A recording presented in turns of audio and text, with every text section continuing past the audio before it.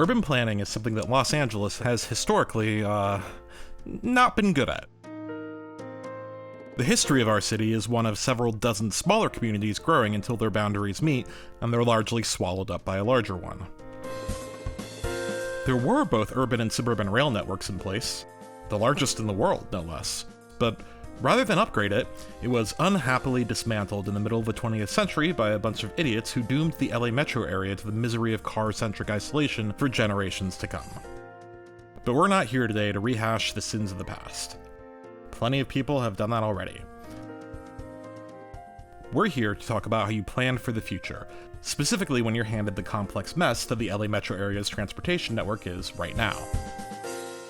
As the first and most important in this future planning video series, this video will serve as something of a thesis statement for the rest, using a few case studies to break down how we should be planning. The second video will be a broad overview of my vast LA metro area very long-term plan, and the following videos will break down some of the lines introduced in that plan in much greater detail. So let's begin. The first thing that I need to make clear is this. Planning is hard. The number of constraints that the professionals who plan out our transit system are under are so immense and often insurmountable that a lot of decisions that seem insane, if you whittle them down to the core, turn out to be the only real option available within realistic timeframes, realistic budgets, or the existing political environment.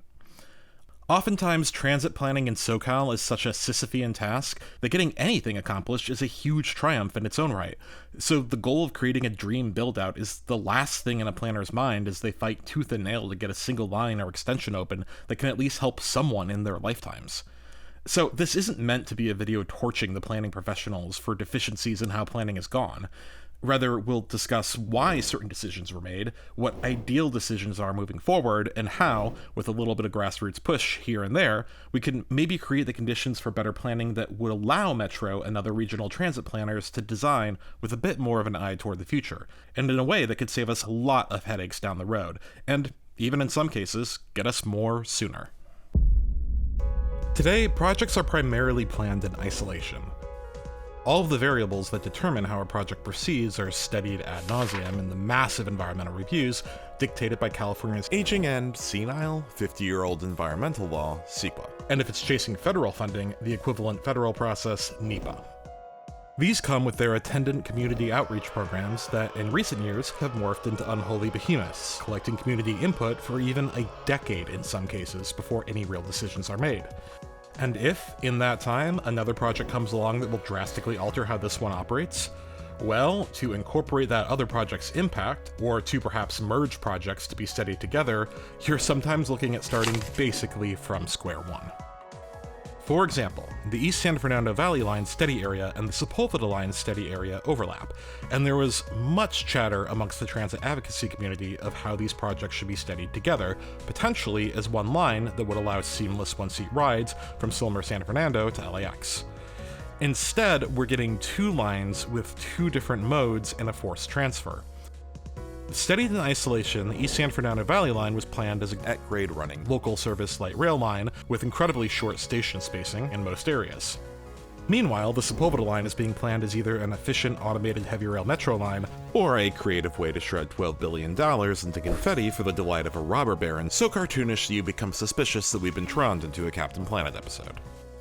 Metro's defense of this is that these two lines are intended to serve fundamentally different purposes, local versus regional transit respectively, and thus studying them separately was always the intended and preferred method.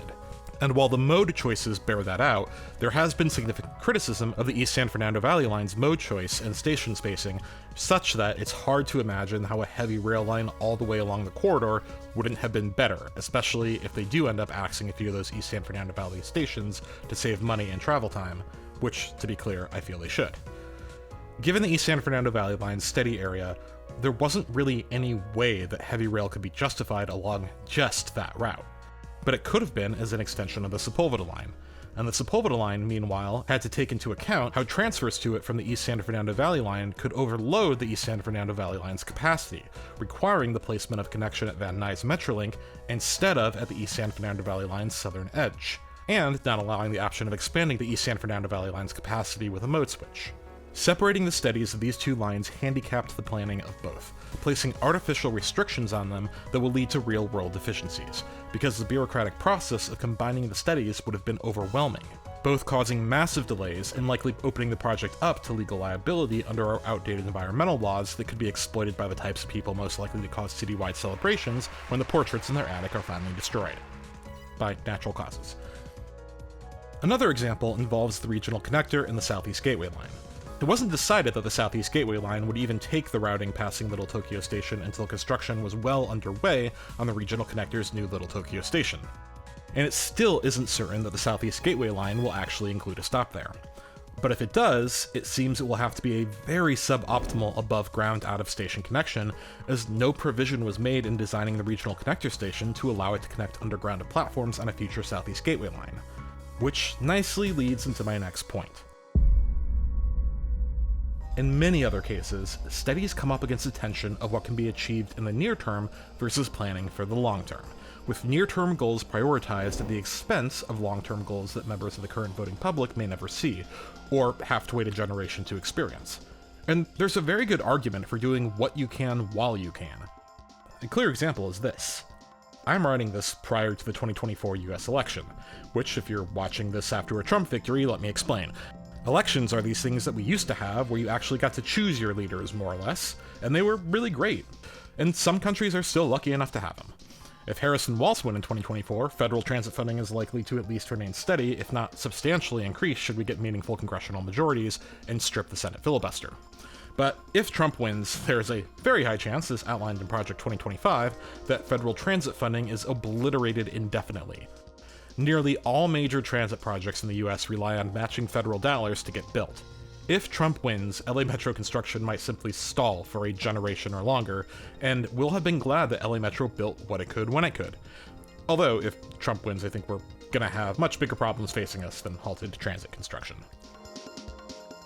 Having to fight tooth and nail for every dollar spent on capital construction pretty much guarantees a preference for short-term goals over long-term ones. And as you can see in my video on why costs and timelines on American transit projects are so messed up, a huge part of the problem is that we should be getting at least twice the return that we do on every dollar spent. The clearest example of prioritizing short-term cost savings over long-term goals involves the placement of junction boxes. Let's take a look here on the C line prior to K line construction. An above-ground junction, which to be fair is much cheaper than an underground junction, was built here to allow future extensions without impacting present service during construction. Now, this was built because an LAX extension of the then Green Line was seen as imminent, even if it didn't ultimately materialize. But it did prove to be invaluable when finally building the K Line. When the Red Line was built, a junction was not built that would have allowed for a future extension southward on Vermont. And now, the option to build that underground junction is likely to be so cost-prohibitive and damaging to B&D line service during construction that a future service pattern of the B&D lines that looks like this, eliminating shared sections and thus having headways outside of downtown, is unlikely to ever materialize, and we're looking at a future Vermont rail line that either terminates at Wilshire, Vermont with a forced transfer, or heads up to Glendale, my preference, via Westlake, also with a transfer and a bit of a dogleg to continue north on Vermont. The initial analysis of this corridor shows how non-viable adding in junction boxes underground after the fact are, meaning that the routes we choose now will determine the routes available in the future. This ended up being very consequential twice in West Hollywood. First, when studying the D line, there was an option that would have created a branch-heavy rail line between Santa Monica and Hollywood Highland, notably having headways between Santa Monica and here and giving one-seat rides from Hollywood to Santa Monica, as well as heavy rail service throughout the very high ridership area of West Hollywood. Now, the Santa Monica portion and the West Hollywood portions of the D-Line study were nixed due to cost, but there was still an option to build the junction box that would allow the West Hollywood extension to be built later, and in fact that was the plan for a while.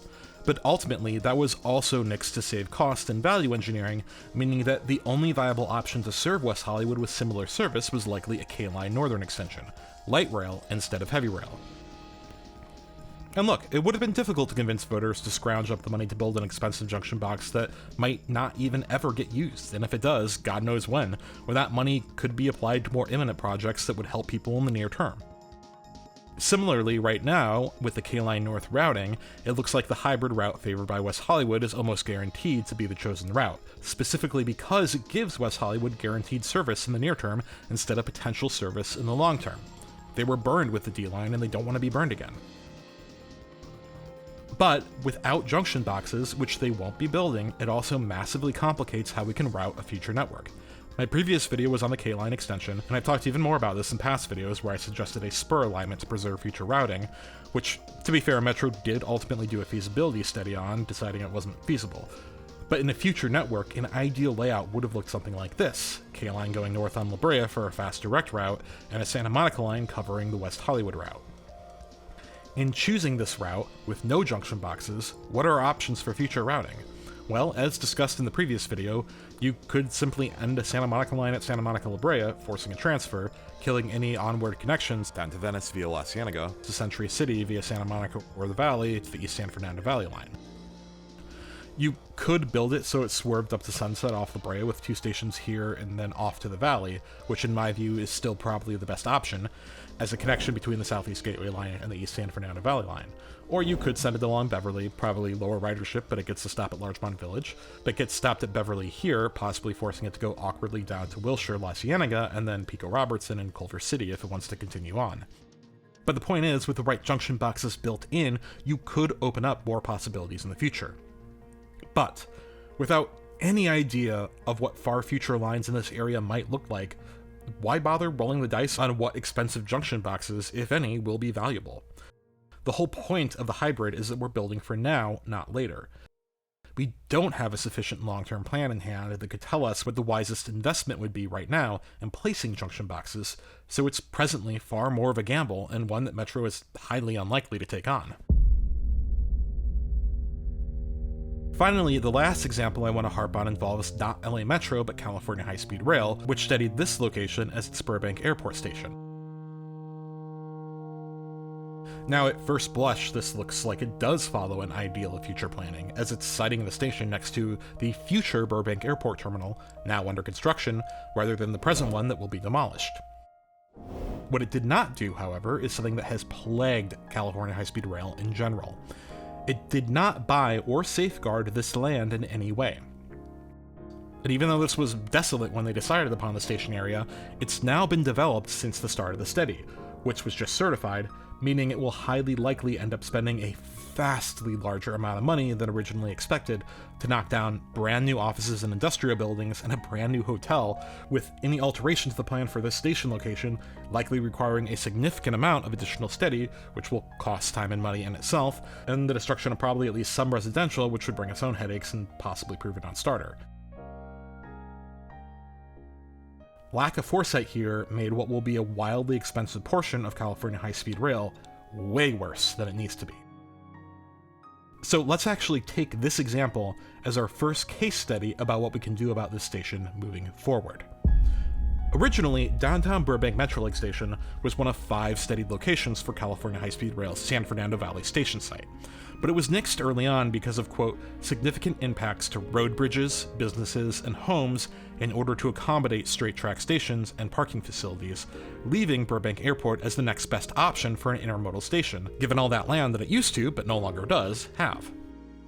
But if we look at downtown Burbank, where California High-Speed Rail could connect to both Metrolink and the future NoHo-Pasadena line, as well as the proposed new S-Bahn-style line through to Norwalk, and the very walkable and much higher density area of downtown Burbank, the current plan already has high-speed rail acquiring these properties anyway. And with all this space to play, there's actually plenty of room for California High-Speed Rail platforms, tracks, and the necessary bypass tracks alongside the existing tracks. The acquisitions required should give the tracks enough space to maneuver under the bridges on either side without touching the bridges. And frankly, even if both Olive and Magnolia bridges had to be rebuilt, it probably still would be cheaper than the acquisitions now required for the Burbank Airport station, and it would allow you to rebuild Olive in a way conducive to a conversion of the NoHo-Pasadena line to light rail from the get-go. I'm assuming that when downtown Burbank was nixed, it was under the impression that these acquisitions would make it cost prohibitive versus Burbank Airport. But now these acquisitions are required anyway, and Burbank Airport would require even more expensive acquisitions and an extremely expensive underground station. I would bet a pretty significant amount of money that siting the California High-Speed Rail station at grade at downtown Burbank instead of Burbank Airport underground would result in cost savings of billions and a much better connected service to boot. Also, a brief tangent, this exact issue may be plaguing the K-Line Northern extension.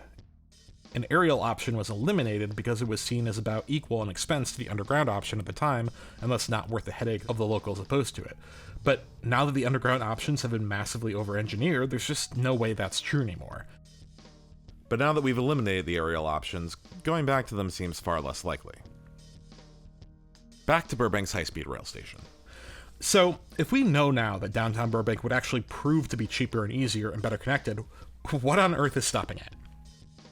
Well, the project was split into steady sections corresponding to the stations, first of all, and we would need to spend a significant amount of time and money, still likely much less money than would be saved though, I believe, to re-steady the changed portion and alter the start and end points of these two sections, which were just finally certified to much fanfare. It would be a black eye on California high-speed rail for a project that cannot afford any black eyes, and take more of the precious little money they have in the bank right now, for which they need every penny to finish construction of the initial operating segment in the Central Valley, to have something to show for all of the work. But with the LA section in line behind both the Central Valley and San Francisco segments, this isn't getting built soon anyway, so the delay in time is actually immaterial for once. Once the iOS is finished, maybe they will direct some money to an additional study in this direction, and maybe from an optics standpoint, that's the right move. But my fear lies in leaving that change indecision for too long so that something happens in the meantime at this location that makes it more difficult or expensive than it needs to be. I think there needs to be at least an informal announcement of intention to study an alternate downtown Burbank station option, presented as a responsible value engineering cost-cutting measure to further bring down the cost of the overall project while actually improving it, so that other projects taking place in the vicinity, especially anything involving Metrolink, can plan with that in mind and allow dialogue between Metro, Metrolink Burbank, and the California High-Speed Rail Authority planners to that effect. This is something that I hope is already in the works behind the scenes, but that I also fear is just being completely ignored as future planners' problem, as present planners may be retired by the time it rears its ugly head, and they're focused on trying to do anything and everything just to get the iOS of California High-Speed Rail up and running. So, in summary, how could this have been avoided? If you land on a site, safeguard it, or your plan is worth nothing. And if things go belly up, don't be afraid to go back to the drawing board, which is what we need to do now. While we're here, I want to talk more about Metrolink and how lack of good long-term goals can be crippling. Metrolink, our regional rail agency that spans 5 counties, runs on a combination of publicly owned and freight-owned right-of-way, and, like freight, uses diesel trains. Now, the gold standard for mainline rail is always electrification. Fully electrified train sets are common throughout the world and allow for significantly increased speed and acceleration, and are zero emission, presuming your power generation is green. As a precursor to California high-speed rail sharing its tracks, Caltrain, a commuter rail service in the Bay Area, just completed its electrification process to great fanfare, reducing its end-to-end travel time by 25%. And California High-Speed Rail will be creating 2 electrified tracks between Burbank and Anaheim that will be shared with Metrolink. But Metrolink, despite being under mandate to reduce emissions by 2030, is not planning on electrifying its system at all right now, not even as a distant long-term goal. Why? 2 reasons. The first goes back to freight. Mainline rail in the US has always been dominated by freight, with passenger service as an afterthought. Today, 4 freight conglomerates own the vast majority of all track in the US, and in the western US, just 2, Union Pacific and BNSF. These are wildly profitable companies that have been recently promoting insanely dangerous practices to squeeze just a few more bucks out of the business, and our government has seemed positively allergic to regulating them sufficiently. Now, greater speed is not necessarily beneficial to freight rail. It is already hugely profitable at current speeds without any capital investment of any kind. In fact, freight companies keep consistently deferring even regular maintenance, taking the dubious strategy of pray things don't break so we can make a few more bucks. The absolute last thing they want to do is spend time and money electrifying their lines. Even if it was entirely publicly funded, it would cause them huge headaches during construction and lose them money. They have no interest in spending huge amounts to electrify their rural lines that have no passenger service, but they are also under mandate to reduce their emissions. So, the path of least resistance to this? Hydrogen fuel cell trains. Now, almost no one makes these trains, meaning they are more expensive and more difficult and riskier to maintain. They do not have the massive speed and acceleration bonuses granted by electrified rail. In fact, they're actually slower in some cases, and they're not nearly as green as they seem. In fact, blue hydrogen is primarily being pushed by the fossil fuel industry as a way to, quote, prolong dependency on fossil fuel infrastructure, making blue hydrogen trains almost akin to greenwashing in this case. And the only expense for freight isn't switching out their locomotives and fuel source. It's the cheapest way for freight to keep making money hand over fist while barely lifting a finger to improve either the environment or passenger rail.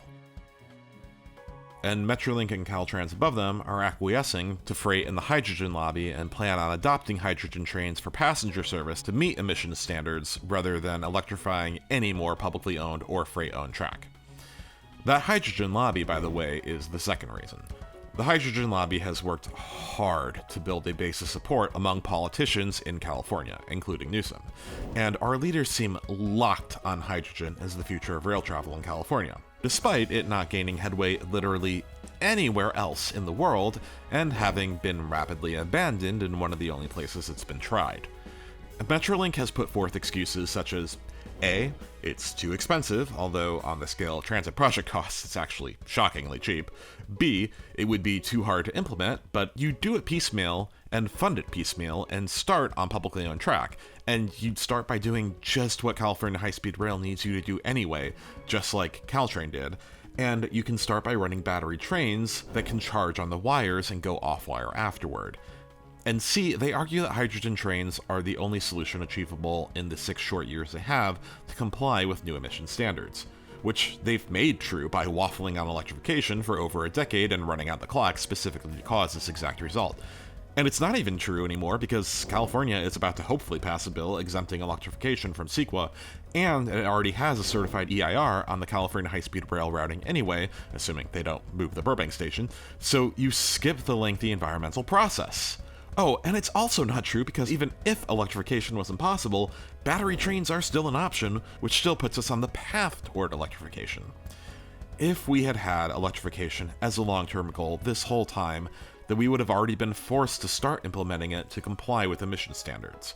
But the lack of that proper long-term plan has left us where we are, with Metrolink and Caltrans on the statewide scale planning to literally worsen service on purpose to comply with emission standards using a, frankly, not very green technology, all to avoid picking a fight with, I cannot stress this enough, two insanely profitable freight rail companies and a fossil fuel-focused lobby that has showered California politicians with money. This is, to put a fine point on it, a massive crock of cowardly bullshit.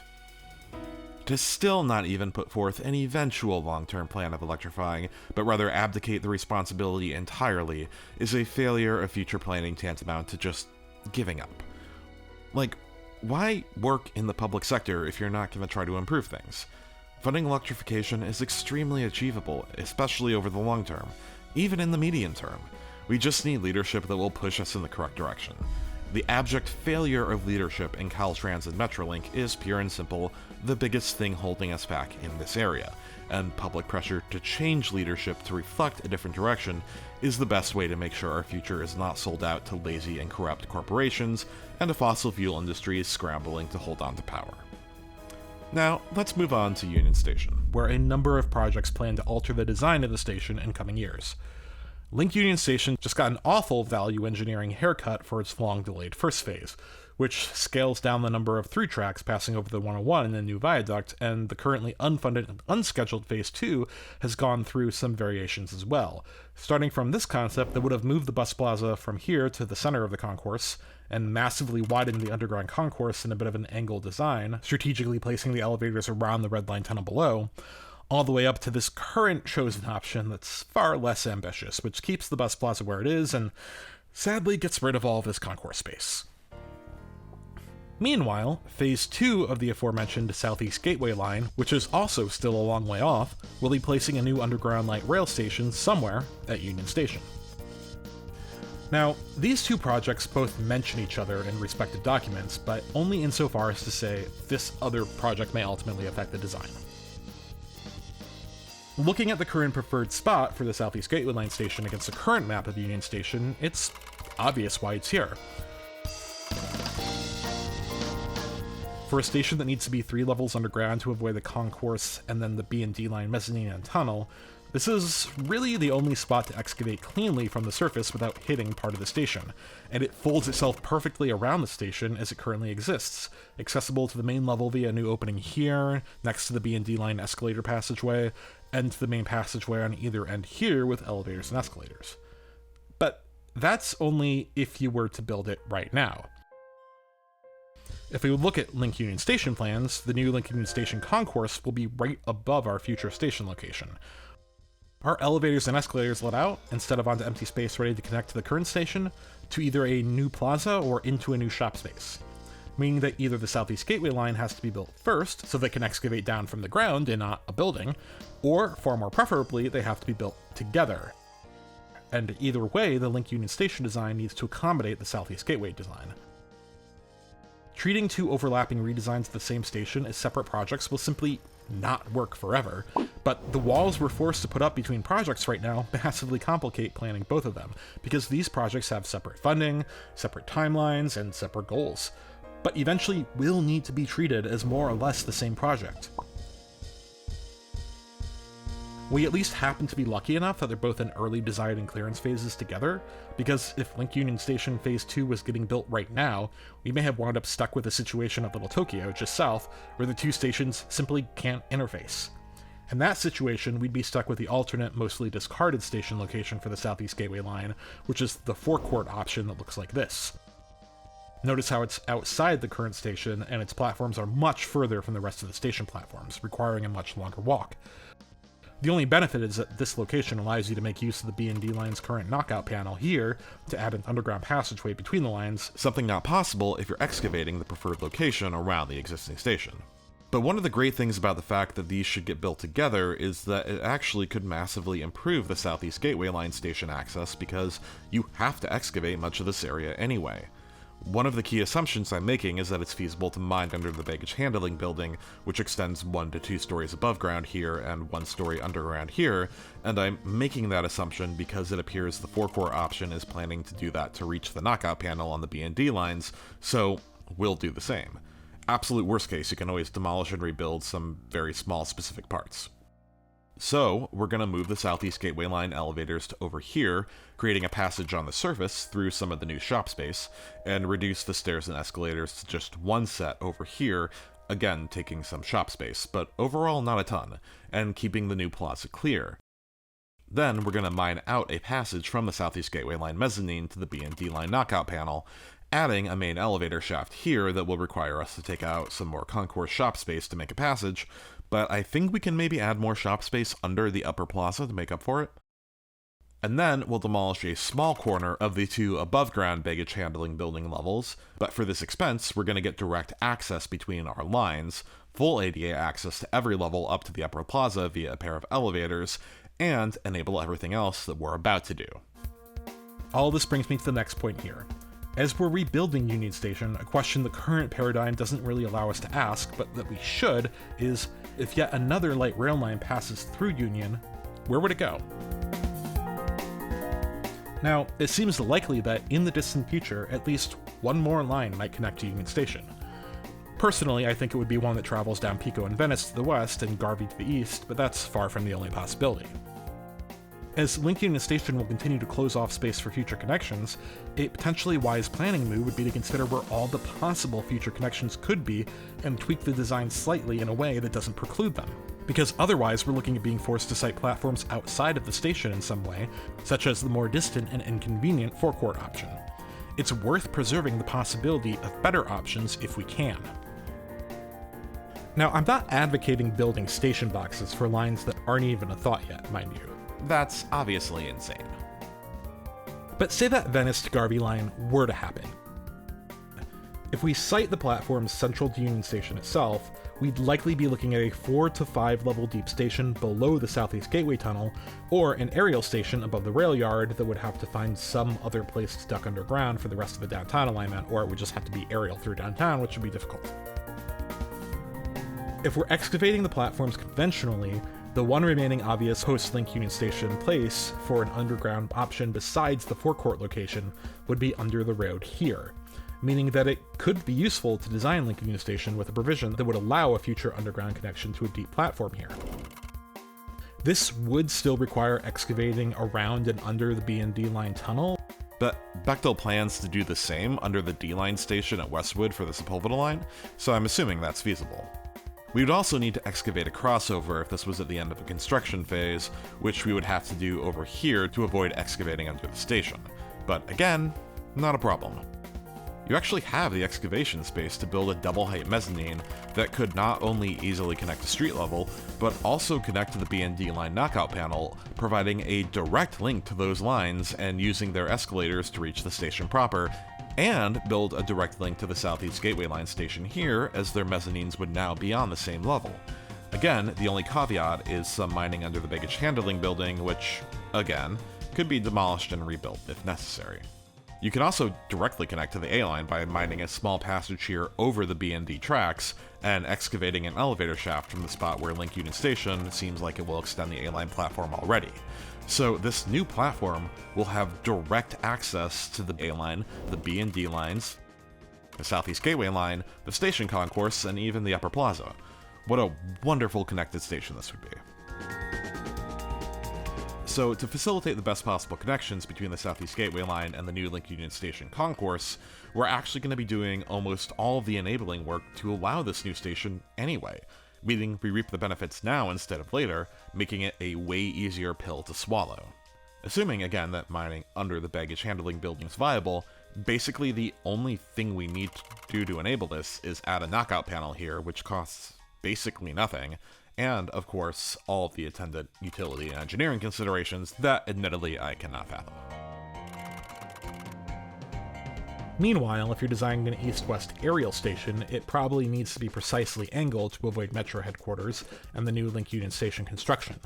A mezzanine would easily be able to connect to the A-line platforms, but to easily connect it to the station proper, you'd probably just want to have the mezzanine circulate down to the new upper plaza via 2-level vertical circulation with a landing and an upper walkway to our new main shaft elevators. And in this case, allow a provision to build the elevators up to this mezzanine level, whether you build out all the way up there now, which would look goofy, or just build them in a way that you can extend them upward, which I have no idea how that works. But this all means that an aerial station might require far more advanced preparation in the design, as you'd A, need to leave this spot open for it with an easy provision to build a mezzanine walkway stretching above the new station build, and B, make sure there are the proper footings in place amongst all these platforms for supports that could hold up a whole-ass elevated station. However, if you're aligning a north-south aerial station, it becomes quite a bit easier. This would connect very easily to the A-line and to the main station, and even to the Southeast Gateway Line, thanks to our relocated elevators and new passageway we've already made. We just again need to either extend the elevators a few stories up from the get-go, goofily, or make some provision that allows them to be extended higher later. But if doing that, and making sure the foundation is workable, for a future aerial line above the Southeast Gateway Line station box when it's built, is all you really need, that's probably not that drastic of a design change. You just need to slightly move your loading dock access road so it doesn't hit the stairs. You could, in fact, easily leave both this aerial and the underground options open in the future, as they need relatively minimal design changes beyond what would be desired to make the Southeast Gateway Line interact better with Link Union Station anyway. Considering how you manage an elevated alignment on either side of the aerial stations becomes more of an open question, and I would assume that the underground alignments are preferable. But again, that's the point. A very long-term regional plan could provide the information needed, along with the respective feasibility of these alternatives, to make a choice now and to make minor design provisions to allow for one or more of these future options that might cost some millions now, but that could one day wind up saving us billions. While none of these would presumably break the bank or constrict the design of Link Union Station too much, they do still involve spending money for no obvious current benefit to safeguard potential future routings, while also at least somewhat making decisions for how those future routings could possibly connect without the, decades of community input or environmental planning that typically goes into such decisions. From a legal perspective, the money aspect of this is actually the easiest to solve. I think there should be a separate fund within Metro's capital budget. Of course, how this gets funded is an open question, because it would have been ideal to have been placed in Measure M as a separate line item, but it was not. That serves as a pot of money to draw from that allows for contemporary projects to add provisions to allow for future potential growth. Want to add a junction box or some stub passageways? Take the money from this walled-off fund and avoid the debate over whether it's worth increasing the project budget for future potential benefits that current citizens may never see. But the other issue of making decisions without full studies? Well, with that we finally come to the topic of that very long-term regional plan. Now, Metro has put out long-term plans with 25 or 30-year horizons, but 30 years essentially encompasses Measure M's timeline, and in fact the latest one in 2020 includes only Measure M projects. So from Metro's perspective, Measure M is the long-term regional plan, and planning Measure M projects around non-Measure M projects would be folly because you'd in theory end up prioritizing the routing of some projects that are unfunded and at best maybe a generation away over the routing of some projects that are imminent and funded. Past long-term plans, such as 2009's, have included, quote, strategic unfunded projects that are more in the direction I'm aiming at. In fact, after releasing the 2020 Long-Range Transit Plan without them, they embarked on an effort to collect strategic unfunded projects from sub-region councils of government, but ultimately never published the list, leaving several sub-regions to study or publish such goals on their own, such as the San Gabriel Valley COG's transit study that came out of needing to decide how to spend the money for the canceled State Road 60 route of the East Side Gold Line extension, or the West Side COG's aim to add a bunch of BRT and the D Line extension to Santa Monica. But even those are tamer, more medium-term plans than long-term, I feel like. They don't work backwards from a long enough horizon to really understand what a transit-forward future looks like in those areas. And, to be fair, over the time span until such distant projects are funded, the relevant geography of the city will likely have changed, making these sort of general, very long-term plans an exercise in guesswork at best. Maybe one neighborhood will end up zoned for very high-density residential and end up a massive potential transit hub, but isn't taken into account by the regional plan, and thus a present-day line is routed in a way that complicates or even precludes a connection to it. Putting too much stock in future prognostication can be dangerous, and can very well wind up letting wishful thinking of transit advocates like myself block real progress in the present. It's a form of the old saying, don't let the perfect be the enemy of the good. And worse, making alterations to present-day projects on the basis of potential future projects risks inviting lawsuits from affected citizens under CEQA. But. It's hard to argue that going into routing decisions with at least some consideration of future build-out isn't still a net positive. Take the Vermont corridor. It's the busiest bus corridor in the city.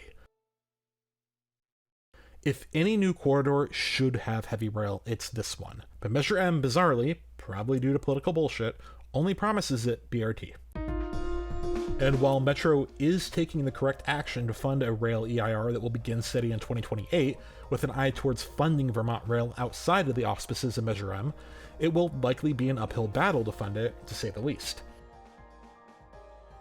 With this line already being outside of Measure M's regional planning paradigm itself, and with its options massively affected by a previous decision to not build a junction box to allow for southward travel on the Red Line, it seems the very existence of this project begs for it to be studied in the context of future potential connections. For example, one of the contractors that lost the bid for the study suggested adding an option that would allow a Vermont line to go north toward Glendale via Westlake as opposed to being forced to terminate at Wilshire, Vermont. I've become very partial to this alignment, but its consideration should take place in the context of whether that's the best use of this potential right-of-way. For example, a northern extension of the Southeast Gateway line could use the same alignment to travel toward Glendale, although that could be seen as roughly replicating Metrolink service that would become more reliable in the future, and even the possible S-Bahn line along those mainline tracks. It could also be a new light rail line that follows the original Pacific Electric subway route from the subway terminal and travels onward to points east or west, although that would have been best used as an extension of the Southeast Gateway line that went to 7th Metro instead of Union, which we now know won't happen. But would these corridors be better use cases for this alignment into Glendale? Even if they are, would it still be worthwhile to build this way anyway, if it could come decades sooner and settle for a subpar but immediate and concrete improvement, like with the K-Line North hybrid routing? Is there a world where interlining this alignment could fit into regional planning, meaning we build it to light rail standards instead of heavy rail standards and add junctions at strategic points to facilitate future routing? It's hard to argue that these kind of questions should be barred from consideration by the nature of our planning process.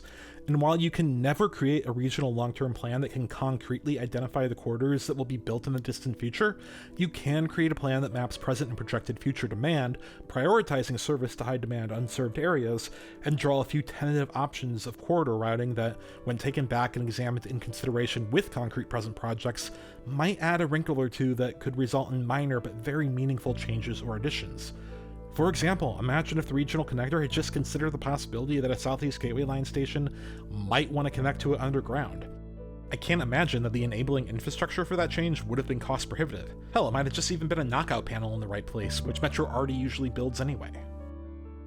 Metro should take these considerations into account, and planners should be empowered to use their expertise to make some concrete decisions, like allowing for future Union Station platforms, without the reams upon reams of environmental study and community input, which will possibly require an alteration to California's environmental laws, action that would need to be undertaken by the state legislature and signed by the governor. The extent to which Metro has begun to dip its toe into holistic planning comes under the umbrella of the Rail Integration Study. The stated goal is to take the state master rail plan, see, someone has a master rail plan, and consider how LA interacts with it in 3 specific areas: Norwalk, Van Nuys, and Burbank. It began by taking a look at isolated stations: Van Nuys Metrolink, Norwalk Santa Fe Springs, downtown Burbank, and both Burbank airport stations, and looking at how multiple planned projects coming into these stations can be planned around each other, precisely like what we were discussing earlier with Union Station. And hey, with the Burbank stations, they may even be looking at the possibility of doing the high-speed rail switcheroo I mentioned. I don't know. They probably don't have any authority to recommend something to California High-Speed Rail, but again, I don't know. It also began considering potential express bus corridors, is doing a preliminary study of its own on the C-Line to Norwalk project that's very late in Measure M, and apparently has even gone as far as to recommend that S-Bahn line that we discussed earlier. So it seems the Rail Integration Study team is taking it upon themselves to tackle some of these concerns, and I very much applaud that. I think if this program was expanded and handed a budget like I discussed earlier that could fund alterations to contemporary projects to build enabling infrastructure for future projects, a passage here or there on the small end or a junction here or there on the large, that could be a massive benefit to our planning process moving forward. The last I saw, the study was coming to a close in July of 2025, having required a 2-year extension due to Metro's expanded community outreach policies. But I think expanding the team's purview region-wide would be a huge boon. I also think reforming the team as an internal, permanent, or long-term team instead of relying on third-party contractors would also be a plus. Metro should be doing this work in-house, even if it rehires the same people. Bigger picture, I think CEQA needs to be either massively reformed or just wholly scrapped and rewritten to empower transit agencies to plan and build without handcuffs. We could design our environmental legislation to give transit agencies latitude to study projects in a less siloed environment without fear of legal repercussions or massive bureaucratic slowdowns. There have been times and places in this country where planners have had enormous power to reshape cities, most notably and infamously with Robert Moses in New York, and they've often used it to raise neighborhoods for environmentally destructive freeways that furthered de facto segregation. But I think that we as a society should acknowledge that, in contrast to Robert Moses-style freeway construction, transit construction is an uncomplicated positive, especially given our environmental reality. And giving up some guardrails to allow planners to implement a transit-forward future is something we're just gonna have to be comfortable doing at some point. As I mentioned, this is a state-level change that a Democratic supermajority in the State House should, in theory, be able and willing to implement, which makes it a very achievable goal here in California if a real grassroots push to achieve it materializes. And I think asking some of our effective transit advocacy groups to come together to push for some of these specific changes is a great path forward.